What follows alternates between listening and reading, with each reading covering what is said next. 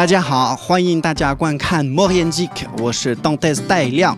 今天我蓦然回首，来时的路，山重水复与你共同拥有。En fait, moi, j'ai toujours fait des chansons, j'ai toujours composé des chansons, écrit des textes, composé des chansons. Et en fait, comme je faisais mes études sur Lyon, j'ai fait des études de chinois, hein, donc langues étrangères appliquées, donc j'apprenais l'anglais et le chinois. Et j'étais beaucoup avec la communauté chinoise. Et en fait, sur Lyon, j'avais un groupe de musique. Je jouais mes propres compos, mais aussi je jouais batterie dans un groupe. Et je m'apercevais qu'il y avait plein de Chinois sur Lyon. Et il y avait la possibilité, si tu veux, de chanter des chansons en chinois. Plutôt que de les chanter tout le temps en français, je me suis dit, bon, je vais commencer à écrire des chansons en chinois. Et puis en 2001, je suis parti en Chine pour une année d'université à Shanghai. Et en fait, là-bas, j'ai commencé à faire des émissions télévisées. Parce que je parlais déjà le chinois en fait. Quand je suis arrivé en 2001, il y avait peu de Français, peu d'étrangers blancs, on va dire, qui parlaient le chinois. Donc quand je suis arrivé là-bas, quand j'étais dans l'université, là où je logeais, bah, tu as des photographes, tu as des metteurs en scène qui venaient dans les universités pour chercher pour trouver des acteurs en fait, pour jouer dans leurs films, pour jouer dans leurs pièces de théâtre, pour passer à la télé. Et donc j'ai commencé à faire ça. Donc le matin, j'allais en cours et l'après-midi, je faisais des films. Et il s'est passé peut-être 2 ou 3 mois après mon arrivée en Chine qu'on m'a demandé de faire un concours de chant à la télé. Et donc moi j'ai dit je veux bien faire le concours de chant, mais ce que je veux c'est chanter mes compos en fait. Et à l'époque j'avais une compo en chinois. Et donc j'ai chanté ma compo en chinois et ça s'est bien passé, ils ont commencé à bien aimer. Et c'est devenu un peu une marque en fait de fabrique, c'est-à-dire que j'étais un Français qui écrivait ses chansons en chinois. Donc c'est comme ça que ça a commencé. On était en 2001 à l'époque.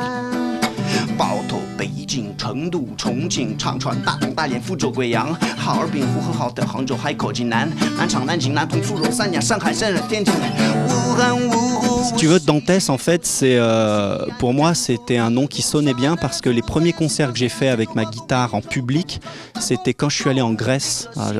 J'avais 20 ans à l'époque. On était en 98 je crois et en fait je jouais dans les tavernes à Athènes. Devant un public, alors il y avait des Français, il y avait des étrangers, il y avait des Américains, il y avait des Grecs et moi je jouais avec ma guitare et c'est vrai qu'à l'époque j'avais pas un nom de scène quoi, donc voilà, Christophe ça sonnait, bon c'était moyen quoi, et donc j'ai pris Dantes parce que sur Dantes t'as un accent sur le E et en fait pour les étrangers le E comme ça avec l'accent ça fait très français, c'est un peu comme la marque Hermès, tu vois par exemple quand t'es en Chine, Hermès, les Chinois savent que cet accent c'est pas de l'anglais c'est du français, donc déjà c'était un peu une marque française.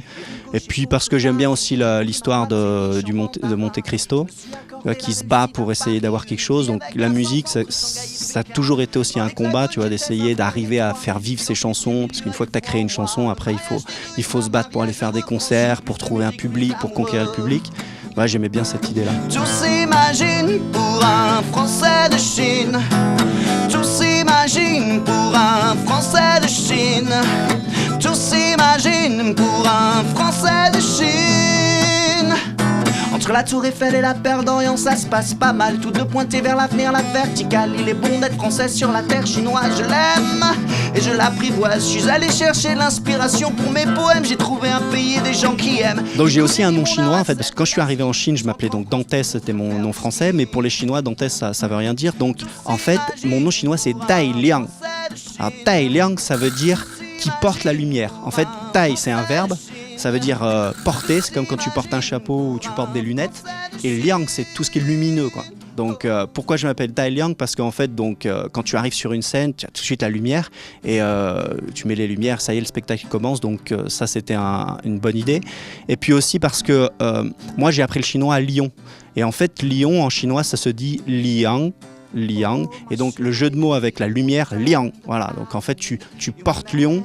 Tu revais la lumière, voilà, c'était une sorte de jeu de mots. Et après, pour les Chinois, ça prend du sens, quoi.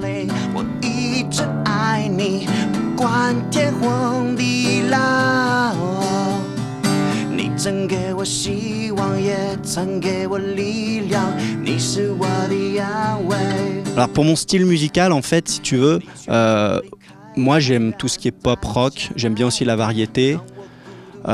Moi, si tu veux, souvent, quand je compose une chanson, ça passe d'abord par les paroles. Donc je suis j'aime faire des paroles, j'aime écrire des paroles, je suis assez parolier pour ça.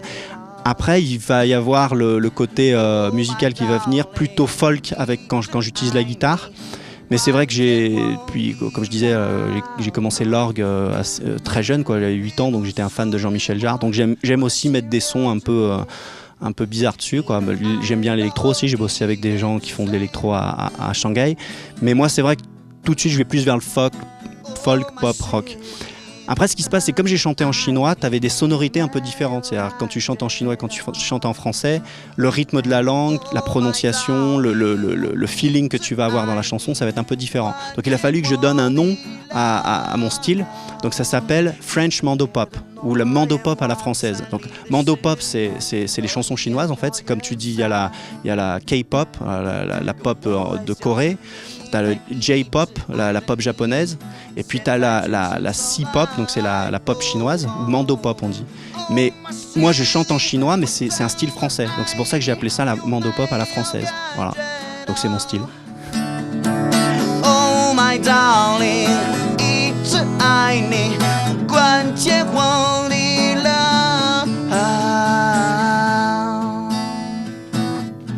Source d'inspiration, bon au début quand j'ai commencé, c'est vrai que c'était plus, tu vois, tout ce qui était forcément l'amour, les sentiments, les choses. Bon ça c'est clair, au début c'est un peu ça, hein, quand t'es jeune, surtout que j'ai commencé à faire des chansons, j'avais quoi, 15-16 ans.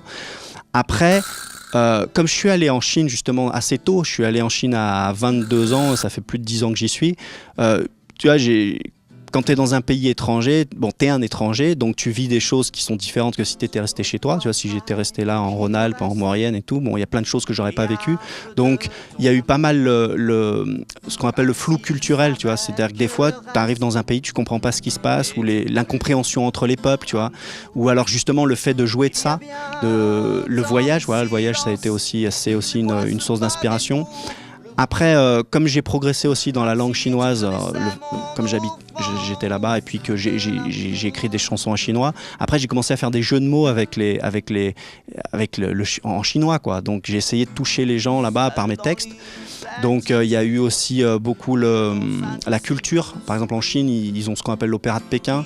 Donc, j'ai aussi utilisé tout ça pour les mettre dans mes chansons. Par exemple, je décrivais une chanteuse d'opéra de Pékin, le costume qu'elle a sur scène.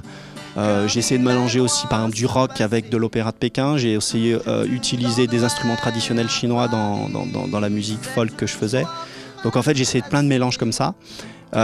Mais au niveau des thèmes, c'est vrai que c'est toujours resté assez romantique parce que en plus les Chinois ils aiment bien le romantisme, quoi. C'est vraiment comme ça qu'ils nous, surtout quand tu viens de France, pour eux c'est quelque chose qui labellise un peu la France, quoi, le romantisme. Donc le romantisme, le voyage et un peu le combat aussi, le fait d'être dans un pays étranger et puis de vivre aussi des galères, quoi. Si vous voulez en connaître plus sur ma musique, donc j'ai une chaîne officielle YouTube, hein, c'est Dantes Dai Liang, voilà, Dantes Dai Liang, et puis j'ai une page Facebook aussi, donc voilà, vous pouvez me rejoindre là-bas. Alors cet idéal, il n'est plus là vraiment.